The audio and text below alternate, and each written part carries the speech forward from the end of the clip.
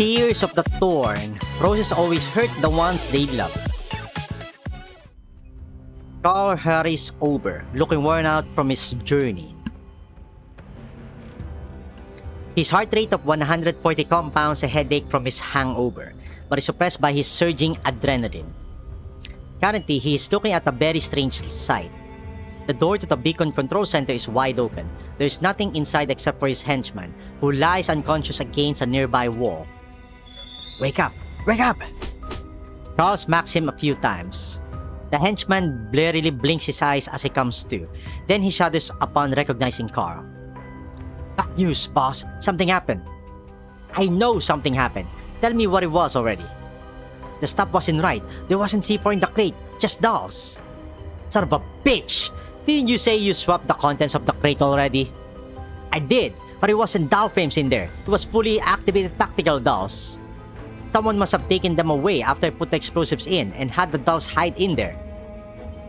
So it was tactical dolls? Something comes to Carl's mind. He turns to a nearby computer screen. It's displaying a strange logo. Bug. He understands now. The disturbance of the auction didn't end there. Both he and Lydia had been careless. Those thieves' patience and greed were far beyond what he had imagined. And now, the bandits and thieves have raided the same household. What should we do now, boss? Is our cover blown? Carl ignores him. His attention is focused on an unassuming little device. It's roughly the size of his thumb and it's plugged into an access port on an operating terminal. The cute little kitted design on it looks completely out of place with the rest of the beacon control center. A transceiver and a hacking chip, huh? He begins contemplating the possibilities it implies. For starters, perhaps the opposition had their eyes on this place like he did. Hacking this place from the outside would be impossible. His own plan was to physically destroy the beacon control center. However, the other group had decided to find a way around that impossible, invincible defense. At this point, Carl's eyes suddenly light up. I need you to trace the signal source for this device. It's technically possible, but we might not be able to narrow down the exact position in time. We have money. Can we just buy the intel? That's a brilliant idea. Once you find whoever's behind this, make sure you take them alive. Do not let them die. Interesting. I cannot believe those brats are so good at being bad. It's like they were born to be punks. They might not need your lifelong learning academy, Lady Lydia. War Master, we have locked all the servants into the dining room. This mansion is ours now. Well done, hero. You were born to be a prison guard. Fucking sweeper. In any case, we don't have much time. We need to find proof about this conspiracy before Lydia comes back. The two dolls stride unopposed through the mansion. Soon they reach Lydia's study. Dushebene runs to the bookcase. The sight of the hundreds of books on its shelves leaves her at a loss for what to do next. Paitusa connects to the room's internal network. Her electronic warfare skills have improved with the help of decryption tools from the Elmo. Take a look at this. Who's this Della person? Connection's internal data indicates that this Della has all the authorizations in the enterprise system that Lydia does. It's like she's a copy of Lydia. No, Lydia's the copy of Della. Look at the permission issues dates. All of Della's entries are earlier. So, is this Della an alternate personality of Lydia's? You mean like you and I, Nixie? That cannot be, right? It's just someone else on equal terms with Lydia, right? Humans don't share power. I'm sure they must be deadly rivals. Think about it. Lydia owns all of Port Mika. She can give orders to everyone. There's no need for her to play games like this or hide explosives away. Unless there was someone who was more experienced with greater authority than Lydia keeping her down, and she's using these explosives to defeat her opponent. You mean Della? That's right. This is the true ugly face of human society. From what I can tell, Lydia's been gradually amassing power, but she's never been able to get out from under the thumb of her rival. So now, she's just one step away from realizing her ambition. This is evil. Pure evil. I cannot believe she's planning to blow up the city she's out to be protecting. So, should we do as Helen said and notify this Della, then wake up the guards from earlier? It's none of my business, but since we've been given this responsibility, we'll just go with that for now. Just then, the sound of talking comes from outside the study. Dushebene and Paitusa jump in fright, since they never notice anyone approaching. Let's make a bet, Phelan. I bet there's someone in this room, and it's not Lydia. Right after that, the door suddenly caves in. Fragments of the metal hinges fly through the air like bullets. A pair of menacing gun barrels protrude through the now empty door frame. See, it's my victory. Wow, it's true, but how did you know? Nobody knows Lydia better than I do. There were no guards on the way here. If this wasn't a trap, it means someone else already took care of them. It's you! You're the two Blondies from the auction. Ah, yes, I certainly didn't expect to meet you again so soon. So who are you two? Why are you in Lydia's home? You especially, the one with the sword. You're from Sangbis Ferry, aren't you? I can smell it. Ooh. Dushebene and Paitusa can sense a hostility radiating from Basti. Their opponent has the upper hand, and the situation is very unfavorable for them. We're here to investigate some secret intel. Investigate? More like rob this place blind, I think. Did you get Lydia's permission to conduct your investigation? Her servants invited us here. Then where are they? All the security guards in this place are gone. There are signs of a fight downstairs. Kind of a barbaric way to pay a visit, don't you think? That's because... Who the hell are you? What right do you think you have to ask us those questions? Yeah, at least say why you came here first. Oh, we're intruders and we're here to kidnap Lydia. The fact that you're so blatantly confessing to your sins indicates you must be a truly heinous villain. That's right. Also, I hate it when people cut in line right in front of me. A gunshot thunders through the air. Basti attacks so fast one might think her gun had misfired. Dushebene dodges the bullet by turning her head to the side. The two of them scramble to return fire, but they're soon forced into a corner. I like how they don't remember each other. Even though they were ex-comrades. Where's Lydia? I don't know either. You're lying. You're here for Lydia. No, we're here for the bombs. What bombs? Forget it. There's no point wasting more time. You must be Della's dogs, aren't you? Oh, Phelan release her red eye now. Phelan's pupils contract sharply upon hearing the name Della. It's as though she suffered more unbearable provocation, because her previously half-hearted movements suddenly fill with purpose and speed. Basti reaches out to grab her, as though she knew the other doll would get mad. Then, she smiles. However, it is a wicked smile that sends chills down the spine of onlookers. You know about Della? That's right, there's no point hiding it. We know about her relationship with Lydia. Then what's your role in all this? Since you're all dolls, someone must be giving you orders, right? We just want to get all this crap over with. Yeah, wouldn't things be settled easily if Della could just meet with Lydia? Upon hearing this, Basti stops holding Phelan back. Get her. Looks like Della's no better than Lydia. You are courting death. Basti and Phelan suddenly launch an attack that's far more ferocious than before. It's as though they have switched to some kind of total annihilation combat mode. Wait, we don't want to fight? That's too bad, because we do. Dushebene and Paitusa are caught completely off guard by this. They thought that mentioning Della would calm them down, but they never expected it to have the completely opposite effect. Of particular note is the fact that while Dushebene doesn't recognize the two dolls before her, she feels a strange sense of familiarity with them. But that in here is bad for us. To the hallway. Sweeper bursts through the window behind her, planning to move the battlefield from the study to the hallway. However, the moment she touches down outside the window, she hears a click from beneath her feet. Oh fuck! A powerful electrical current runs through Paitusa's body, almost paralyzing her. Basti had implanted this landmine outside beforehand. For them, the battle had started long before they entered the room. Every single move and all the preparations Basti made were calculated to secure dominance over the battlefield. War Master, are you alright? You should worry about yourself first. Damn it, of all of the underhanded... While Douche's frame has the advantage in power output, Basti's movements are more agile. She nimbly evades and circles around behind Douche before firing at close range, accurately striking her frame's weak points. Oh no! The wound isn't fatal, but the shot crippled one of her arms and one of her legs, driving Douche to her knees.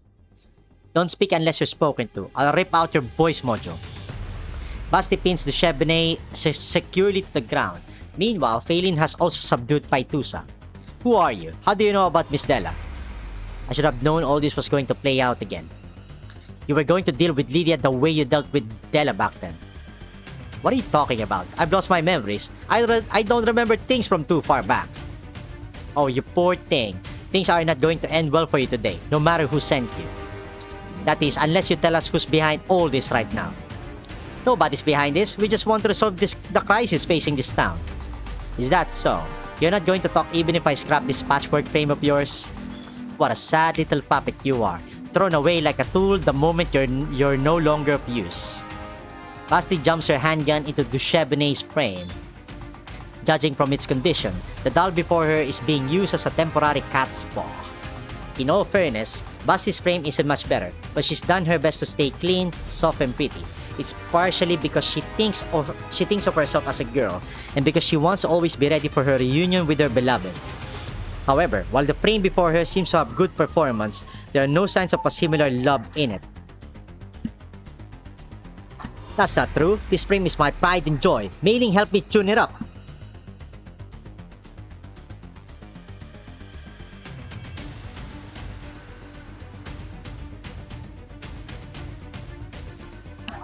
Sorry, I have to mute for a second there. I won't let you badmouth it.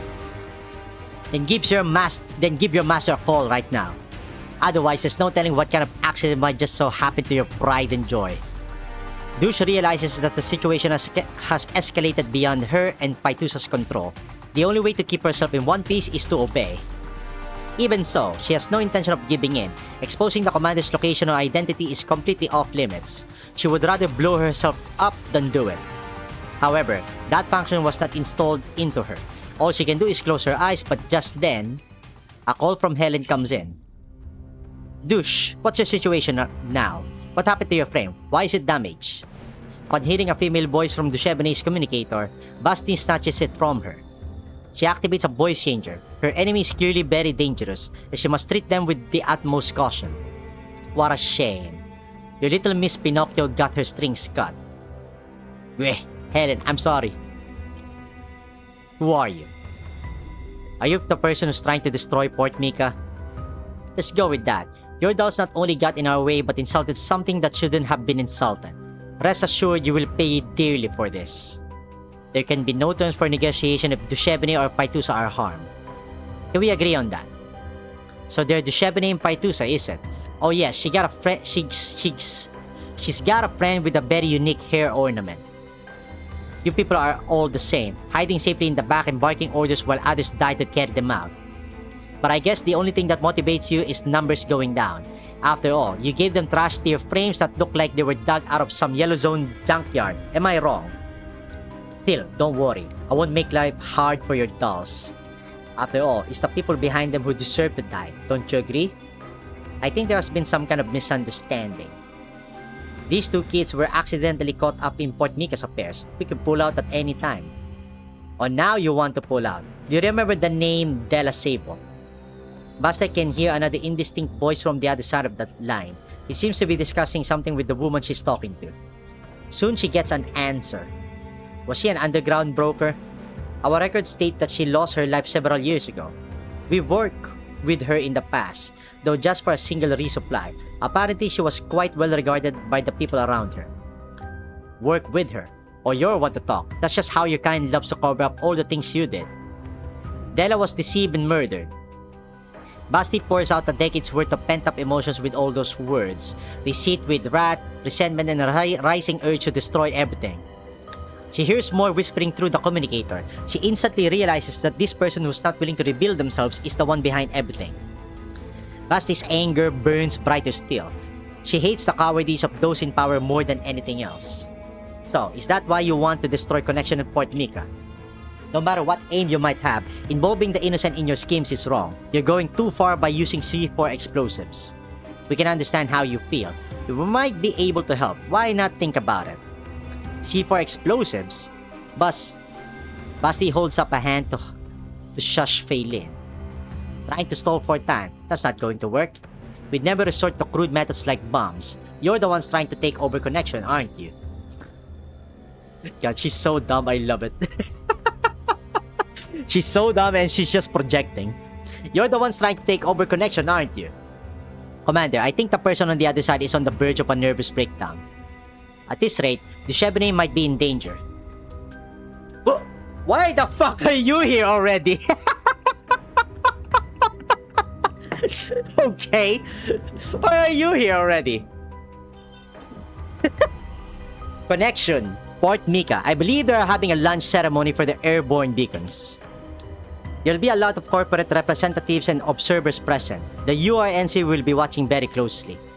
Please be careful when handling this situation, Commander. There is potential for a massive social disaster here. First, we need to ensure Defh and Paitusa are safe and avoid creating further threats. What do we know about Dela? After combining the information Paitusa sent us and the intel we have collected so far, it appears Dela Sable and Lydia Sable were fighting for control over connection. However, Dela is already dead, so are these people trying to get revenge for her? Something about those people bothers me. Are they dolls too? She said she was. Well, she's got an abnormal amount of bloodlust. She doesn't sound like she's taking action because she was ordered to. Rather, she seems motivated by her feelings and her will. Yes.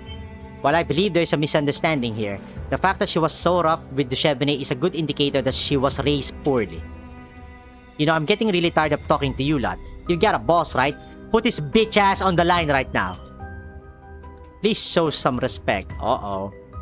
Oh-ho, quit hiding. I know you're there. You give the dirty work to your dolls and get people to take your calls. Now that Dela's dead, you want to kill Lydia too? What gives you the right to act like it's none of your business while reaping all the benefits? Things are not going to end so simply now that I've got you. I'm going to rip off your mask. Commander, Paitusa and I need 1 more minute. Got it. Basti pulls out the box cutter she carries on her at all times and runs the flat of the blade over Defh's frame. Torture is it? But heroes never give in. What's the point in torturing a doll? Do you know how much information a doll's body contains? Things like manufacturing dates, repair logs, operational history, they're all engraved into your frame like rings on a tree. While your frame looks like a patch job, I'm sure I'll be able to find the origin of all your parts. If you want to blame someone for it, blame that master of yours. As she says this, Basti's knife stops over Defh's wrist. Did you hear that, you coward? You're screwed. I'm going to take your little toy apart and find out who you are.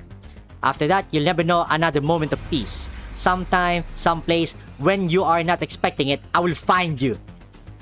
I'll fill your days with misery and regret and offer up your despair as a wreath on Dela's grave. That's end.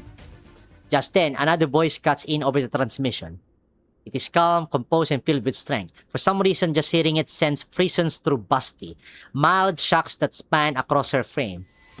Forgive me, I did not originally intend to reveal myself, as I am a wanted criminal. But things being what they are now, it seems we will need to speak with one another. Upon hearing that voice, Defh begins thrashing around. Forget about me, command! Just as she's about to shout that name, Basti covers her mouth. So you finally got off your ass. Panicking because your identity is going to be leaked? No, I simply don't want my dolls to get hurt. Basti laughs coldly in her heart. She doesn't want his dolls to get hurt. That's just a high-sounding excuse. Dolls are nothing more than tools for humans. The only one who would actually think like that is... Wait a minute. This voice sounds kind of familiar. You're... Well then, I'm here like you asked. You have no reason to harm my dolls now. Dela's death has nothing to do with us. Believe it or not, I am deeply saddened by it. Just as you must be. I did not want to interfere in the affairs of Port Mika or Connection either. But what you have done has gone too far, and now I can't stand idly by anymore. As they hear this, even Feilin, who's standing off to the side, start to feel the same sense of familiarity. Hey, Basti, is she mas... Her tone, her way of speaking, everything adds up.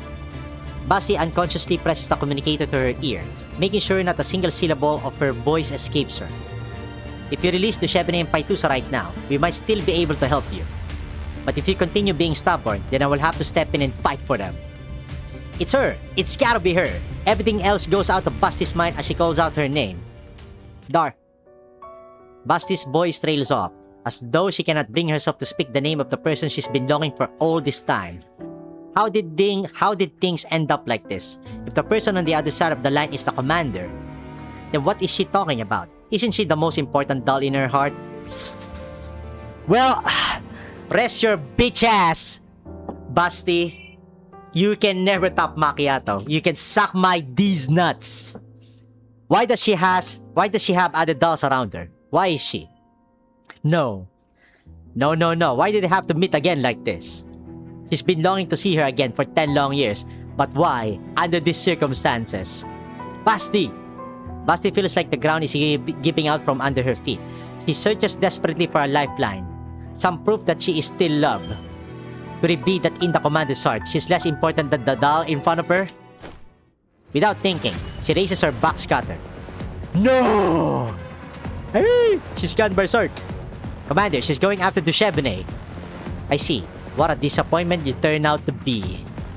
Suddenly, Basti's vision blurs, as though someone had hit her in the head with a club.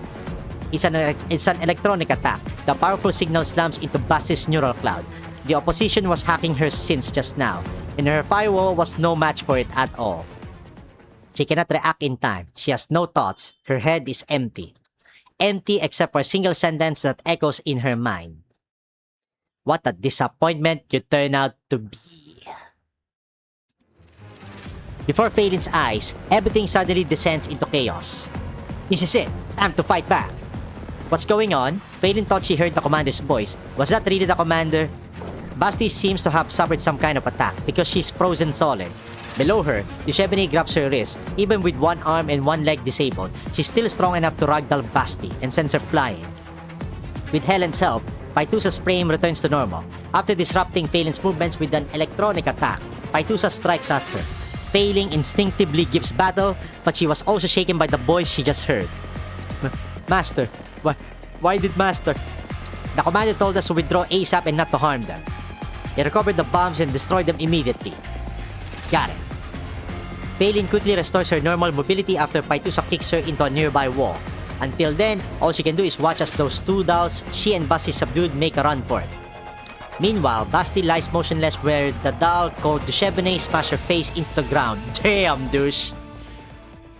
We got our butts kicked. Can't win in close combat. Master gives orders from behind.